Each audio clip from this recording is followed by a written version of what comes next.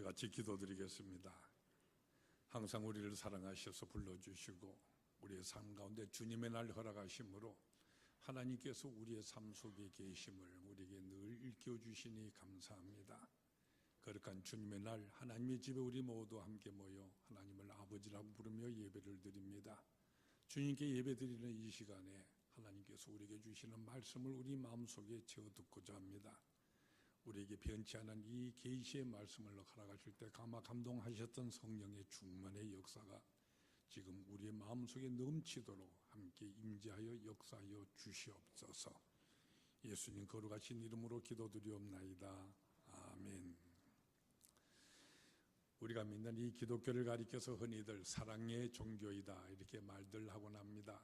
이 말 사실에 맞는 말입니다. 우리가 가진 이 말씀, 하나님의 말씀인 성경도 우리가 간단히 한마디로 표현한다면 바로 우리를 향하신 하나님의 사랑의 이야기다 이렇게 요약할 수가 있기 때문입니다. 오늘 같이 있은 본문 말씀에서만 해도 우리 주님께서 우리를 향하여서 사랑에 대해서 말씀하시면서 나의 사랑 안에 거하라 이렇게 말씀하고 계시지 않습니까? 아마 우리 인생들이 나누는 말들 가운데서 우리가 가장 좋아하는 말이 바로 이 사랑이란 말이지 않겠는가 그렇게 생각을 합니다. 그리고 여기서 한 걸음 더 나아가서 우리 사람들은 항상 이 사랑에 대해서 확인하려고 합니다.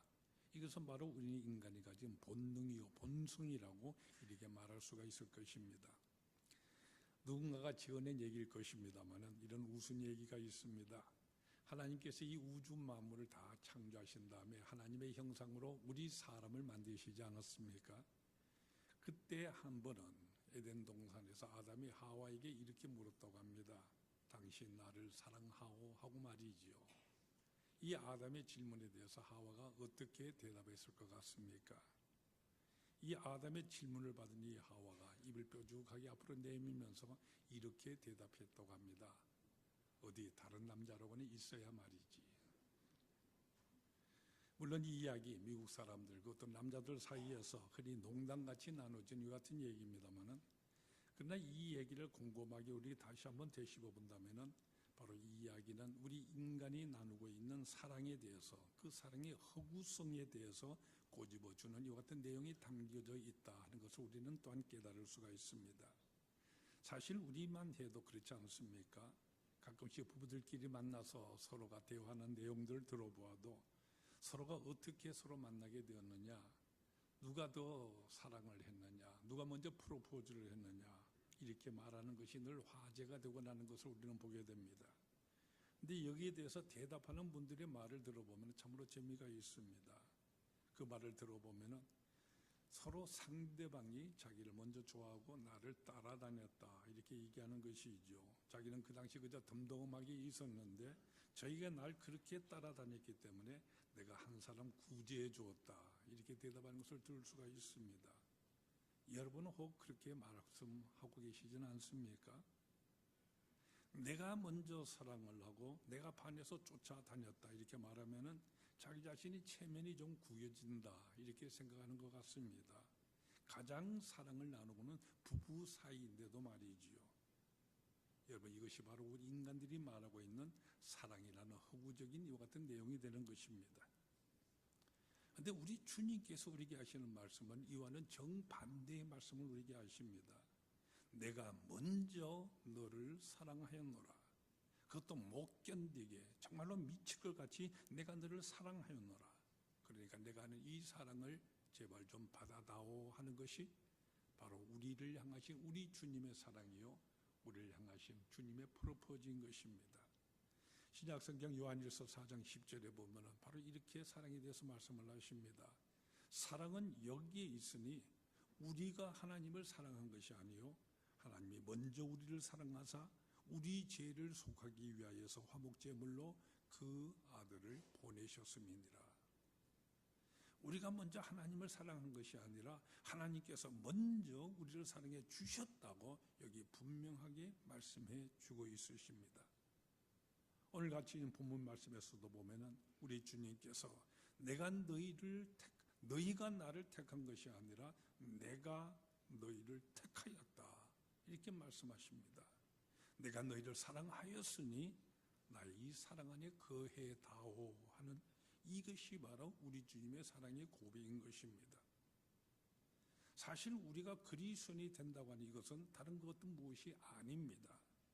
바로 우리를 향하여 고백하신 이 주님의 사랑에 대해서 그 사랑을 내가 어떻게 받아들이고 그 주님께서 베풀으신 그 사랑 안에서 내가 거한다고 하는 이것이 바로 우리가 예수를 믿는다는 것이고 내가 예수 믿는 그리스도인이 되었다는 같은 뜻인 것입니다. 그렇기 때문에 주님께서 내게 베풀으신 이 사랑에 대해서 내가 어떻게 응답하고 있느냐, 바로 여기에 따라서 우리는 크리스찬이 되기도 하고 또는 넌 크리스찬이 되기도 한다는 이 같은 말인 것입니다. 아마도 여기에 대해서 대표적인 예가 바로 베드로와 가룟 유다의 경우가 될 것입니다. 여러분, 이 두 사람 잘 아시죠? 사실 우리가 이 두 사람을 곰곰이 따지고 생각해 본다면 이 베드로와 가룟 유다 너무나도 공통점을 가지고 있는 것을 우리는 알게 됩니다. 이 두 사람이 다 예수님의 12 제자 중에 하나들이었습니다. 또한 이 두 사람이 다 예수님을 배반했다는 사실이 있어서도, 물론 그 배반한 정도에 있어서 다르다고 이렇게 말할지는 모르지만은 그러나 주님을 반역했다는 이 점에 있어서는 이 유다와 베드로 이 두 사람의 구별이 있을 수가 없습니다. 은삼십에 예수님을 팔았다는 이 가룟 유다의 경우에 있어서는 조그만 계집아이 앞에서도 예수를 모른다고 그것도 저주하면서 맹세까지 하면서 부인한 이 베드로의 경우에 있어서는 이 둘이 서로가 우리 주님을 부인하고 주님을 배반했다는 이 점에 있어서는 다 마찬가지인 것입니다. 그리고 복음서에 나타난 데 우리가 보는 바와 같이 이 두 사람이 다 죄를 뉘우치고 깨닫고 그리고 뉘우쳤다는 이 점에 있어서도 서로가 공통된 것을 우리는 보게 됩니다. 오히려 두 사람의 경우에 있어서 가룟 유다의 경우가, 여러분, 가룟 유다는 어떻게 됩니까? 자기가 한 행동에 대해서 너무나도 통분하여서 자기 자신의 목숨을 스스로 끊는 이와 같은 자리까지 이르렀습니다. 어쩌면은 이 모든 뉘우침에 있어서 더 적극적인 자세를 취한 것처럼 우리에게 보여지기도 합니다. 그런데 어째서 하나는 배반적인 가룟 유다가 되어버리고 말았고 또 다른 하나는 오히려 교회 반석인 베드로가 되는 것입니까? 여러분은 그 이유가 무엇이라고 생각을 하십니까? 여러분, 깊이 한번 생각해 보세요. 이 두 사람이 있어서 차이라고 하는 것은 다른 것이 아니라 바로 예수님께서 베풀어 주신 그 사랑에 대한 반응, 바로 사랑에 대한 반응 때문인 것입니다. 가룟 유다의 경우 자기 자신에 있었던 모든 계획이라든지 그 결과에 대해서 스스로 통분을 하면서 자기의 목숨을 끊기까지 하였습니다. 혹 어떤 사람들에게 있어서는 가룟 유다 간의 이 행위가 더 깨끗하고 더 남자답다고 더 영웅적으로 이렇게 보여질는지도 모릅니다. 그러나 그가 하는 그 행위는 결단코 예수님의 사랑에 대해서 사랑으로 응답한 것은 아니었습니다. 여러분, 문제는 바로 내 사랑 안에 거하라고 하니 바로 이 주님의 말씀인 것입니다. 이 주님의 사랑에 대해서 내가 어떻게 응답하고 있는가 하는 바로 이 사실인 것입니다. 내가 그 사랑을 받아들였는가? 내가 그 사랑 안에 거하고 있는 것인가? 여기에 따라서 우리는 베드로가 될 수도 있고요, 반대로 가룟 유다가 될 수도 있는 것입니다. 우리의 크리스찬 됨이란 이 됨의 의미는 바로 이 주님의 사랑에 대해서 우리 땅 사랑으로 응답하면서 그 사랑 안에 거하는 바로 여기에 있는 것이라는 이와 같은 말씀인 것입니다. 또한 여기서 한 걸음 더 나아가서 이렇게 예수님께서는 내 사랑 안에 거하라고 이렇게 말씀하고 계시는데 왜 주님께서는 이렇게 간곡하게 우리에게 말씀하시는 것입니까? 11절에 보면 예수님께서는 그 이유를 이렇게 말씀을 하십니다. 내가 이것을 너에게 이름은 내 기쁨이 너희 안에 있어서 너희 기쁨을 충만하게 하려 함이라. 사실 우리 인생들을 모두 다가 행복하기를 원하고요, 참된 기쁨을 누리기를 원하고 있지 않습니까? 그런데 우리가 찾고 있는 이 기쁨, 이 행복 언제 우리는 얻을 수가 있는 것입니까? 우리 인생에 평생 찾아다니고 이 행복 언제 내 것이 될 수 있다는 말인 것입니까? 여기에 대해서 예수님의 대답은 바로 이 한마디입니다. 내 사랑 안에 거하라. 우리가 주님의 이 사랑 안에 거할 때에 우리는 참 행복의 기쁨을 누리게 된다는 이와 같은 말씀인 것입니다. 따라서 여기서 우리는 자연히 가장 중요한 질문을 던지기 마련입니다. 그러면은 예수님의 사랑 안에 거한다고 하는 이 말은 구체적으로 우리가 어떻게 하는 것을 말하는 것인가? 바로 이 같은 질문인 것이죠.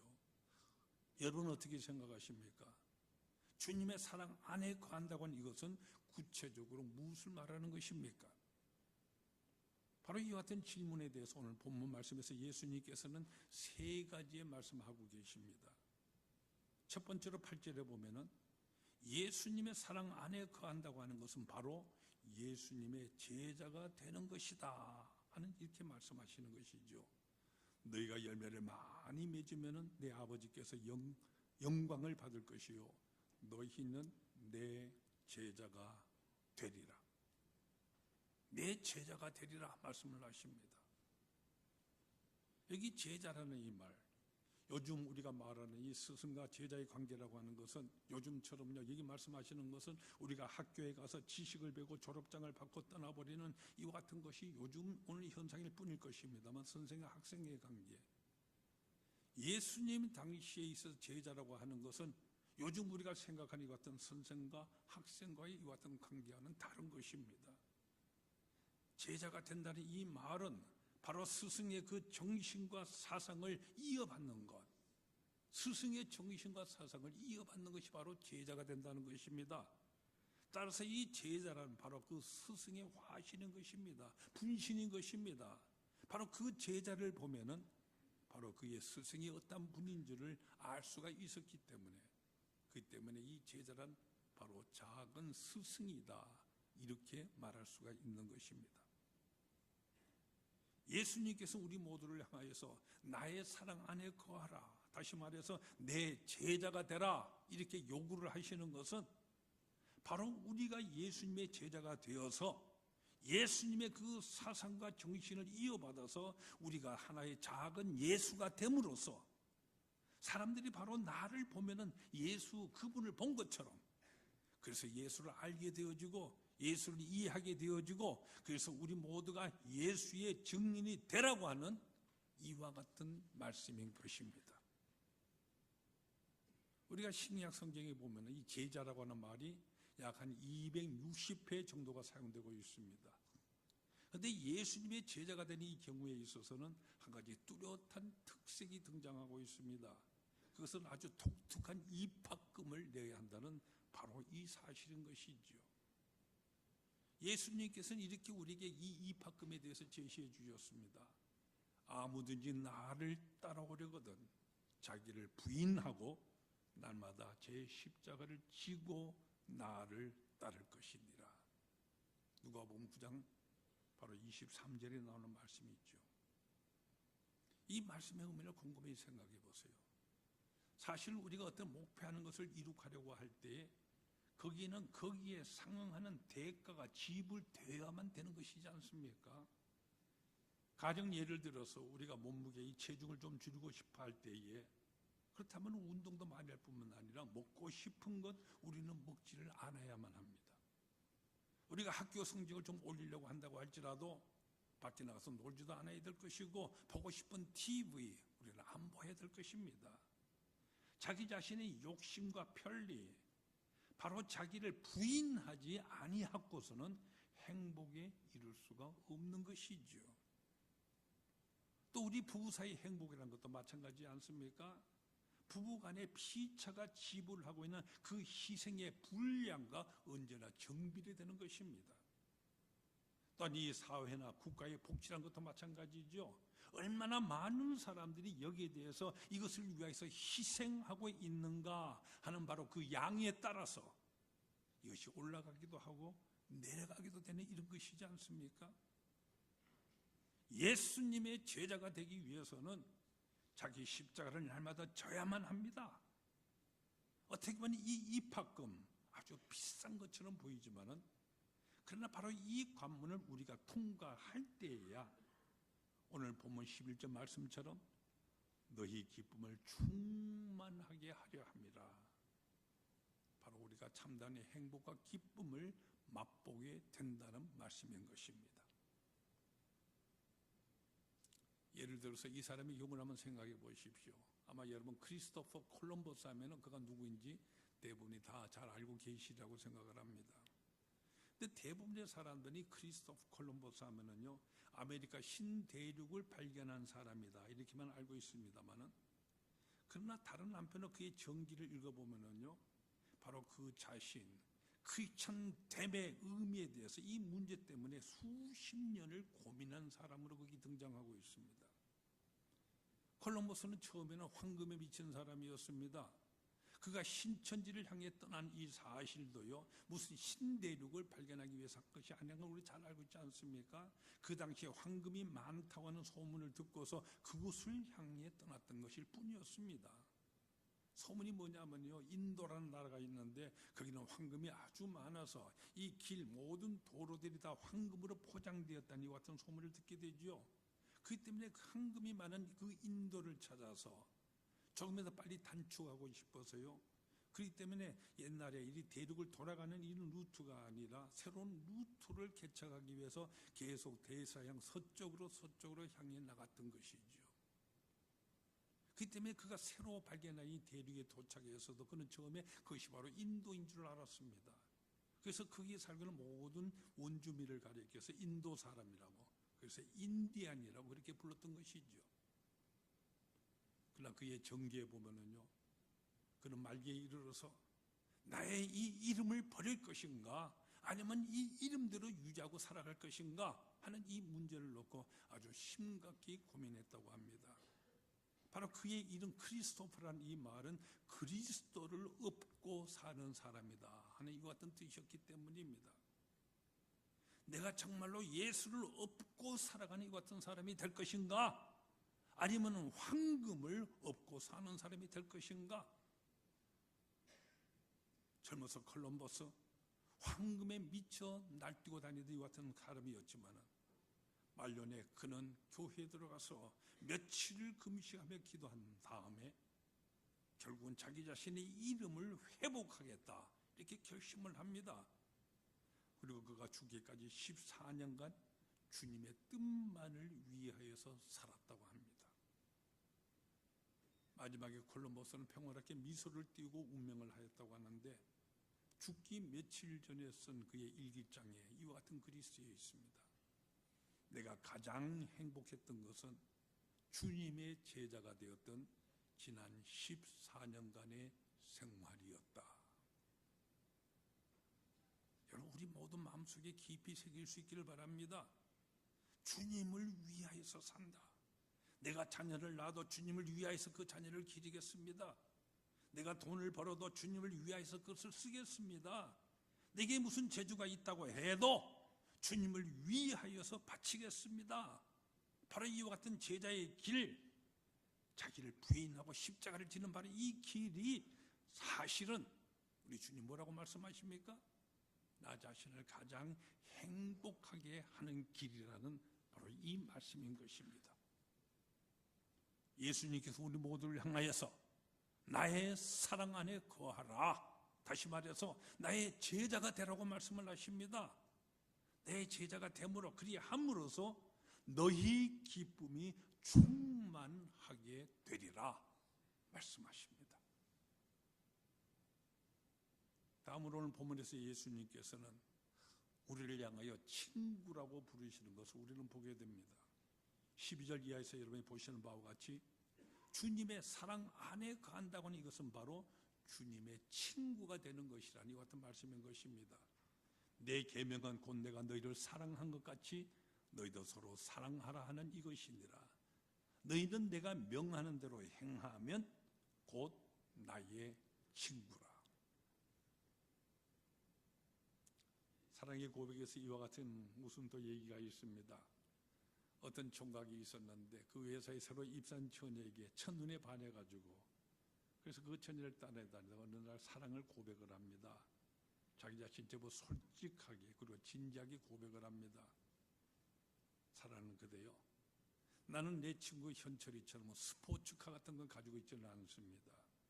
내 친구 철수처럼 그 아버지가 보험회사 사장도 아닙니다. 그렇지만 나는 진심으로 당신을 사랑합니다. 그랬더니 그 처녀가 이렇게 대답하더라고 합니다. 당신은 참으로 진지하고 호감이 가는 분이시네요. 근데 지금 말씀하신 그 현철 씨와 철수 씨에 대해서 좀 더 내게 자세히 소개해 주시지 않겠어요? 여러분, 이 처녀가 대답하는 말 어떻게 보십니까? 속이에 경이 있기는 말이 있는데 바로 이와 같은 경우일 것입니다. 근데 여러분 곰곰하게 생각해 보세요. 예수님과 나와 이 사랑의 관계도 그것은 과연 어떤 것입니까? 혹 그 처녀의 대답하는 그 같은 경우에 내가 혹 있지는 아니하는 것입니까? 예수님께서 내 사랑 안에 거하라고 이렇게 프로포즈를 하고 계십니다. 근데 나는 혹 이렇게 대답하는 경우는 없습니까? 예수님의 말씀 모두가 진리요 참으로 적절하고 호감이 가는 것 같은 말씀드립니다.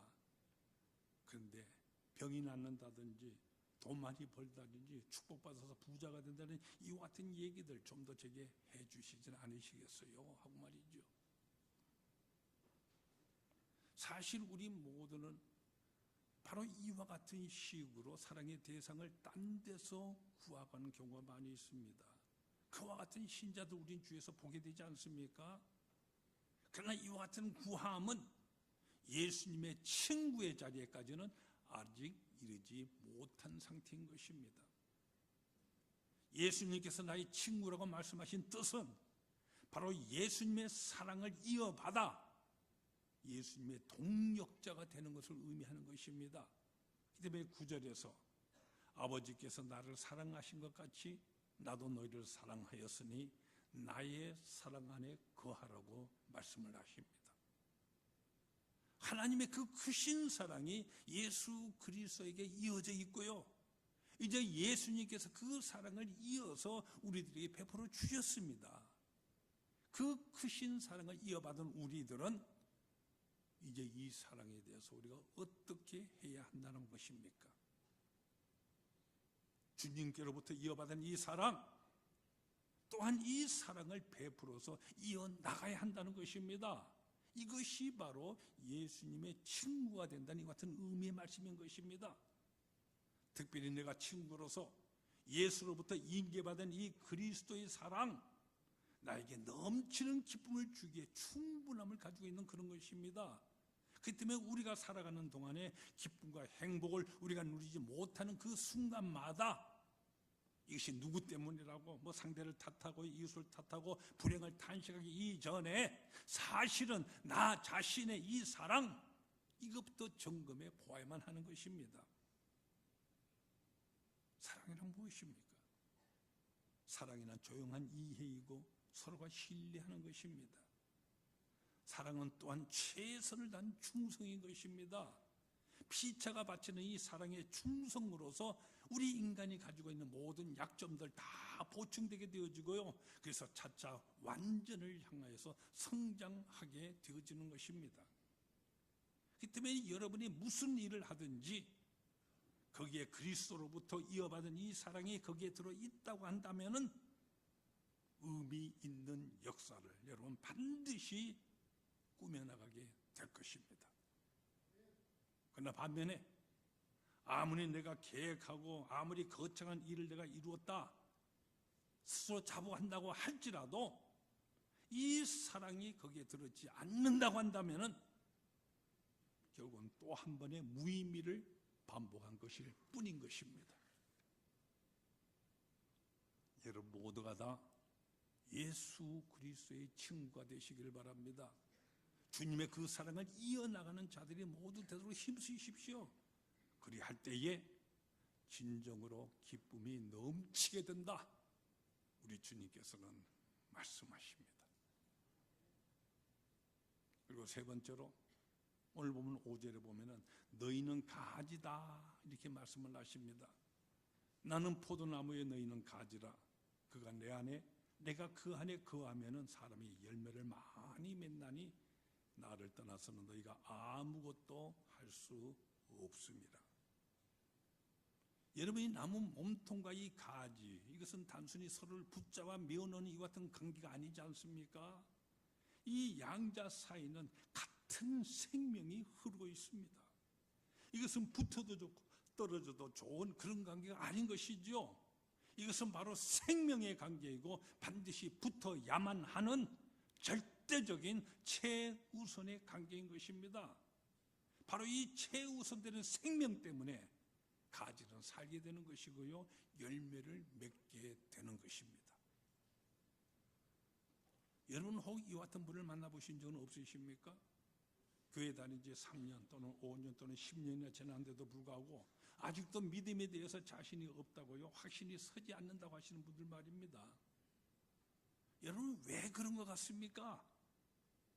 그것은 지난 5년이나 10년 동안에 그저 교회를, 그것도 때로는 지각도 하고요, 때로는 결석도 해가면서 뭐 수요 집회나 세배 집회 같은 이 같은 특별 다른 모임들을 나하고는 상관이 없는 그릇으로 생각을 하면서 그저 교회에 출근을 했을 뿐이지, 바로 이 생명의 관계, 바로 이 나무 몸통과 나무 가지와의 절대적인 최우선의 관계, 이것을 유지해오지 못했기 때문인 것입니다. 여러분은 얼마만큼 우리의 생명이 근원되신 예수 그리스도를 여러분의 삶에 있어서 우선순위에다가 놓고 계십니까? 여러분 아직도 예수보다도 더 먼저 해야 할 일들 더 많이 가지고 계신 것은 아닙니까? 그러는 한 이 생명의 관계는 이루어지지 못하는 것입니다. 조금 전 우리는 94장 찬송같이 불렀습니다. 주 예수보다 더 귀한 것은 없네. 이 세상의 부귀와 명예와 행복과 바꿀 수가 없네. 여러분 확신을 원하세요? 참된 믿음의 생활을 원하십니까? 이래도 좋고 저래도 좋고 하는 미지근한 나약한 이런 믿음이 아니라 확고한 믿음, 여러분 원하십니까? 그 방법은 오로지 이것입니다. 우선순위를 결정하는 것입니다. 먼저 오늘 하루에 있어서 우선순위에 대해 정해보세요. 무엇이 오늘 내가 꼭 해야 될 가장 귀중한 일인 것입니까? 여러분 생각하는 그 일보다 더 중요한 일은 없는 것입니까? 혹 예수 그리스도를 뒤로 밀어버리고 계시지는 않습니까?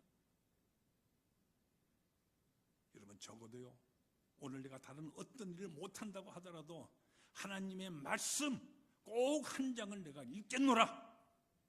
내가 단 1분만이라도 모든 일에 앞서서 하나님께 내가 기도하겠노라. 내가 단 한 절만이라도 하나님을 찬양하는 찬송을 내가 부르겠노라. 이렇게 예수님을 향한 어떤 믿음의 일이 여러분의 하루에 온 일과 있어서 우선순위가 되게 해보십시오. 그런 다음에 여러분 일주일에 대해서 한번 계획해 보세요. 이번 오는 한 주간 동안에 여러분의 우선순위는 무엇인 것입니까?